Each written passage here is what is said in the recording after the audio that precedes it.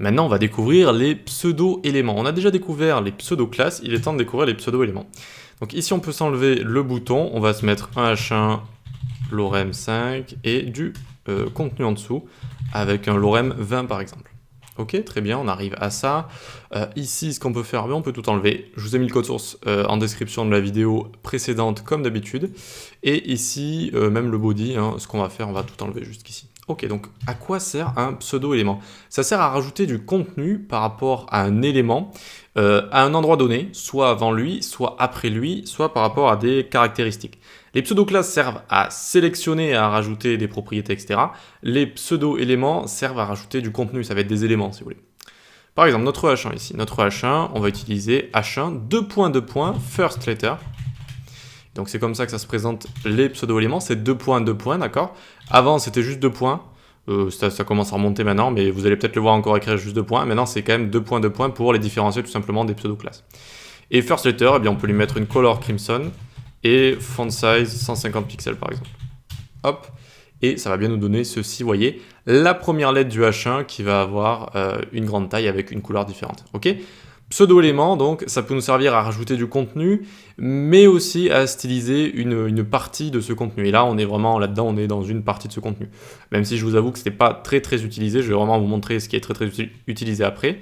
Pour l'instant, je vous en montre une autre pour la forme. First line, par exemple, si on veut styliser la première ligne. Et si on veut lui mettre, par exemple, font style, italique. Hop, si on veut mettre la première ligne en italique, et donc ben voilà, on a la première ligne de notre H1 qui est en italique, et si ça passe à la ligne, regardez, la ligne après n'est pas en italique. Donc ça aussi, c'est très rarement utilisé, mais voilà, je voulais quand même vous le montrer comme ça. Maintenant, ce que je vais vous montrer qui est très utilisé, c'est les pseudo-éléments before et after. Before et after. Et on va les utiliser sur ce texte ici.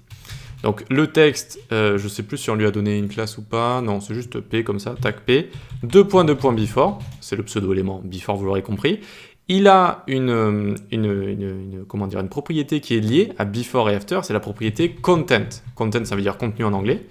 Et on peut lui rajouter du contenu, par exemple ici. Je rajoute du contenu. Je rajoute du contenu, regardez. Tac, le contenu c'est rajouté ici. Le contenu c'est rajouté, il est ici. Je rajoute du contenu, vous voyez, c'est écrit ici, je rajoute du contenu. Voilà. Ce qui est spécial avec les pseudo-éléments, notamment, c'est qu'on ne peut pas les sélectionner avec la souris.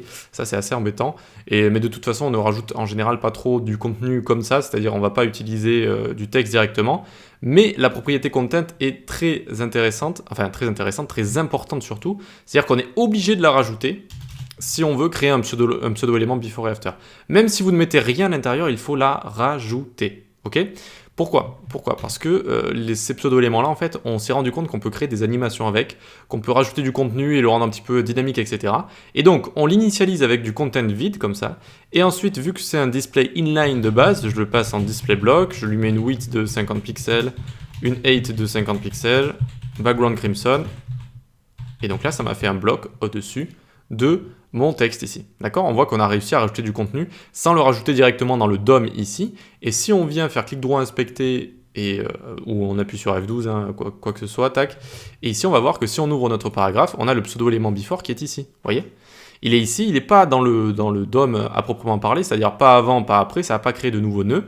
Les nœuds, c'est à chaque fois qu'il va y avoir un élément qui va être créé, notamment, et à chaque fois que cet élément va avoir des enfants aussi, d'accord? Dès qu'il a des enfants, ça fait des nouveaux nœuds. Et donc là, ça va pas créer un nœud après, ça va pas créer un nouvel élément, ça va juste le créer ici directement. Et donc, on peut faire la même chose avec after. P after, toujours initialiser les pseudo-éléments before et after avec un content, même s'il est vide.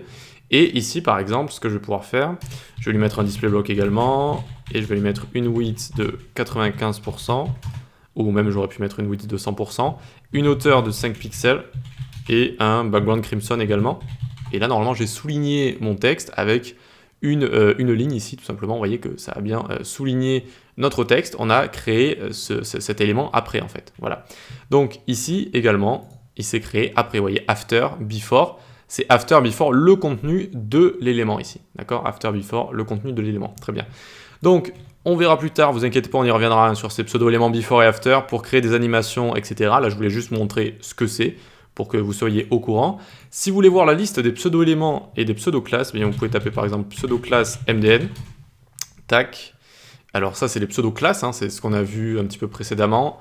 avec checked, avec over, avec active, etc., avec tout ce qui est NTH child, note. Alors sachez que je vous ai vraiment montré les plus intéressants dans la vidéo qu'on avait vue sur les pseudo-classes. Il y en a beaucoup là, dès que vous voyez la fiole, c'est expérimental, donc bon, c'est pas trop recommandé de les utiliser. Ils sont pas encore intégrés partout. Et il y en a beaucoup aussi qui sont pas très très utiles du tout. D'accord, je vous ai vraiment montré les plus intéressants. Et donc vous avez les pseudo-classes et les pseudo-éléments. Pareil, vous pouvez taper MDN comme ça, tac, pseudo-élément direct. Et vous avez la liste ici qui est beaucoup plus courte, vous voyez, sachant qu'il y a encore des choses en expérimentation ici. Donc on a le pseudo-élément before, after, et je vous ai montré first letter et first line. Ah oui, selection, qui peut être assez intéressant, je vais vous le montrer directement. On n'a plus notre index HTML, là, j'ai dû le supprimer. Hop, voilà, nickel. Donc selection, ça peut être assez intéressant, on le voit souvent sur des sites un petit peu de tech qui parlent de développement web, etc. Par exemple ici, je vais appeler ça class est égal txt, hop. Et on va changer en fait, regardez, quand on sélectionne, là on a une couleur bleue tout le temps. Et donc nous ce qu'on va faire ici avec .txt, eh bien on va faire .txt sélection, pardon, hop. On peut changer le background et lui mettre orange par exemple, comme ça. Hop, et dès qu'on va sélectionner comme ça va être en orange. Alors là, ça vous dit peut-être pas grand-chose, mais c'est assez sympa quand vous arrivez dans un site qui a une certaine palette de couleurs. Par exemple, ici, on aurait pu mettre du rouge ici. On aurait pu mettre, par exemple, regardez, crimson. Hop. Alors là, ça risque de faire un rouge un petit peu trop pétant. Donc ce qu'on fait, on survole ici, on clique sur RGB pour avoir le RGB. Hop, on rajoute A. Ça veut dire alpha, mais ça veut dire opacité, c'est à peu près la même chose. Et ici, par exemple, on va lui mettre 0,7% d'opacité, peut-être que ça serait un petit peu mieux. Tu vois, enfin, c'est pas tip top. Avec Crimson, ça fait un petit peu bizarre, mais peut-être que si, voilà, on part sur une opacité assez basse, ça peut être assez sympa de faire ce genre de choses également. Je me disais que si on mettait 0,9 en général, c'est bien parce que ça adoucit un peu la couleur, mais là je trouve que ça la change même un petit peu. On dirait que c'est plus la même couleur, ça fait un petit effet d'optique. Donc là, pour cet exemple précis, je mettrais un 0,2 par exemple. Et voilà, par exemple, ou 0,3. Ce genre de choses. On peut faire ça avec du orange, avec du vert, etc. Et ça permet de souligner un peu votre site, ça lui donne un peu une âme supplémentaire, vraiment une fonctionnalité sympathique. Et ça se fait avec pseudo-élément selection, donc juste ici. Voilà, tout simplement. Ok, on va pouvoir passer à la suite, c'est parti.